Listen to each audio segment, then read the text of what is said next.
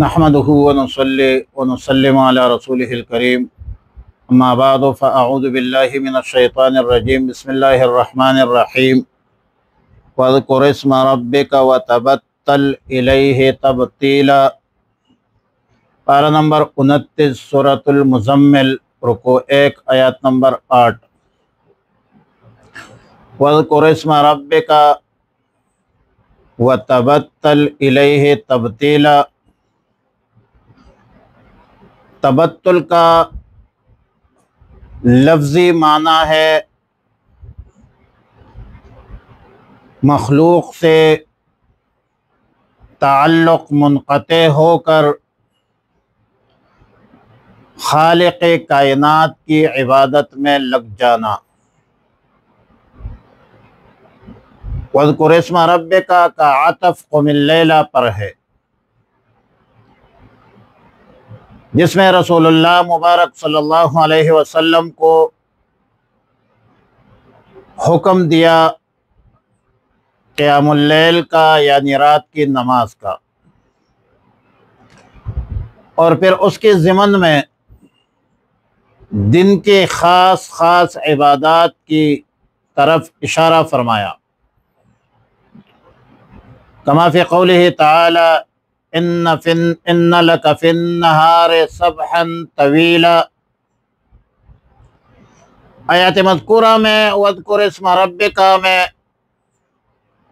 ایک ایسی عبادت کا حکم ہے جو دن یا رات کے ساتھ مخصوص نہیں، بلکہ ہر وقت ہر حال میں آپ اس عبادت کو جاری رکھ سکتے ہیں، اور وہ عبادت ہے ذکر اللہ۔ اللہ کے احکامات میں یہ واحد حکم ہے جس کے بارے میں اللہ تعالی نے فرمایا یا ایھا الذین آمنوا اذکروا اللہ ذکرا کثیرا۔ نماز کے ساتھ کثیرہ کا لفظ نہیں، زکوٰۃ کے ساتھ نہیں، حج کے ساتھ نہیں، صیام کے ساتھ نہیں، صرف ذکر کے ساتھ فرمایا کہ یا ایھا الذین آمنوا اذکروا اللہ ذکرا کثیرا، اللہ کے ذکر کو۔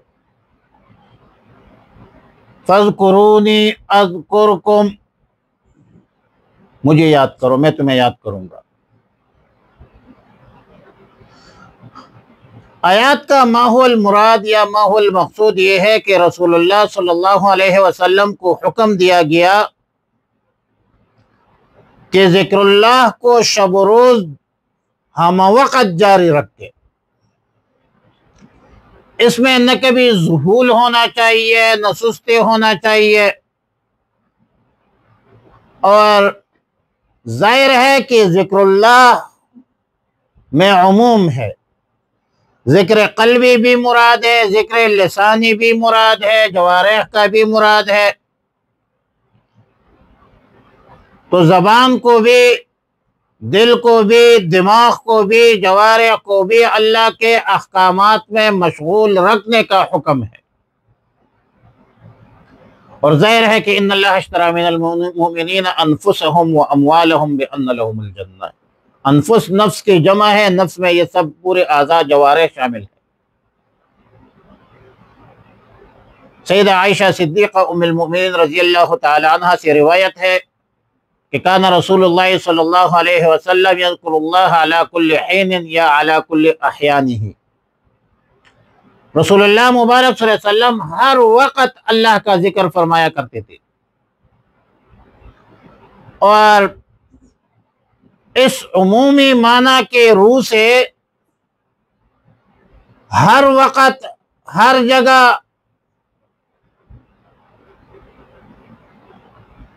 مراد ہے، اور ہو سکتی ہے ہر جگہ ہو سکتی ہے، لیکن یہاں پر صرف تھوڑا سا اشکال کے بیت الخلاء میں رسول اللہ صلی اللہ علیہ وسلم کا ذکر جو ہے وہ ثابت نہیں ہے، نہ ذکر لسانی ثابت ہے، البتہ علی کل احیانہ میں کل ظاہر موجب کلیہ ہے، ہر وقت ہر ٹائم۔ تو بیت الخلاء میں ذکر لسانی نہیں ہے تو ذکر قلبی تو ہو سکتی ہے، اور ذکر قلبی کی بھی دو صورتیں ہیں، ایک الفاظ متخیلہ کے ذریعہ کرنا، اور دوسرا اللہ تعالیٰ کے صفات و کمالات میں غور کرنا۔ کذا فی معارف القرآن من افادات حکیم الامت اشرف علی تھانوی رحمہ اللہ الباری۔ تو ایک مسئلہ آیات مذکورہ میں ذکر اللہ کا تھا، دوسرا مسئلہ آیات مذکورہ میں حکم دیا کہ وَتَبَتَّلْ إِلَيْهِ تَبْتِيلًا، یعنی آپ تمام مخلوقات سے نظر قطع کر کے صرف اور صرف اللہ کے رضا جوئی میں لگ جائے، اللہ ہی کی عبادت میں مشغول اور مصروف ہو جائے، اور اللہ کی عبادت میں کسی غیر کو شریک اور صحیح مت بنائے۔ ظاہر ہے خطاب تو رسول اللہ صلی اللہ علیہ وسلم کو ہے، لیکن تعلیم ہے امت کو، اور امت کو خطاب ہے، امت کو تعلیم ہے، ادعوا اللہ مخلصین لہ الدین، خالص اللہ کی عبادت کرو، اپنے تمام تر افعال و اعمال و حرکات سکنات میں، فکر و نظر میں، اعتماد و اعتقاد و اذعان میں صرف اور صرف اللہ کی ذات اقدس کو سامنے رکھ کے، حرکات میں بھی، سکنات میں بھی، فکر میں بھی، نظر میں بھی، تدبر میں بھی، اعتماد میں بھی، اعتقاد میں بھی، اذعان میں بھی، کسی مخلوق کو، اللہ کے بغیر جتنی بھی چیزیں ہیں یہ سب مخلوق ہیں، کسی بھی مخلوق کو نفع ضرر کا مالک یا کسی بھی مخلوق کو حاجت روا مشکل کشا بالکل مت سمجھے۔ حضرت ابن زید کا قول ہے کہ تبتل کا معنی یہ ہے کہ پوری دنیا اور دنیا و ما فیہا کو چھوڑے اور صرف اس چیز کی طرف توجہ دے جو اللہ کے پاس ہے، اور اللہ کے پاس سب کچھ ہے۔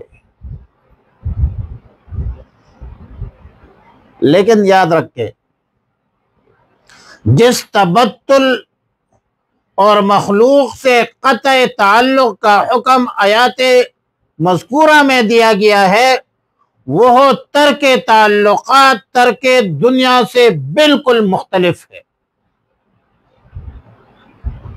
یعنی جس کو قرآن کریم نے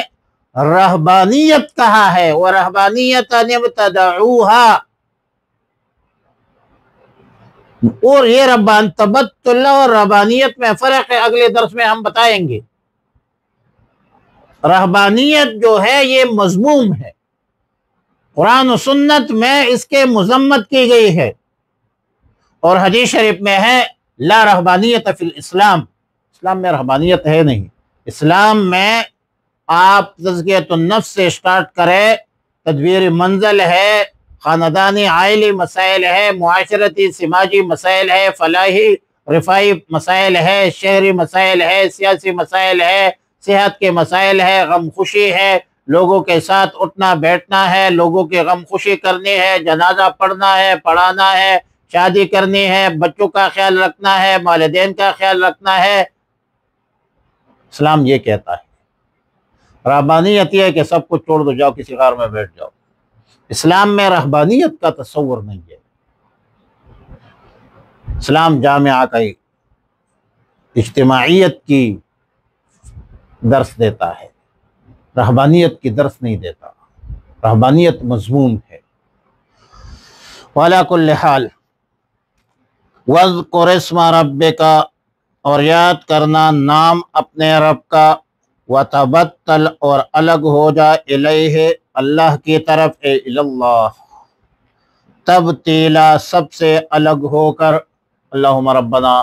اتمم لنا نورنا انک علی کل شیء قدیر، اللہم وفقنا لما تحب وترضى، یا معلم آدم علمنا ویا مفہم سلیمان فہمنا، ویا ملہم الملائکۃ الہمنا، وصلی اللہ علی النبی الأمی الکریم وعلی آلہ وصحبہ اجمعین۔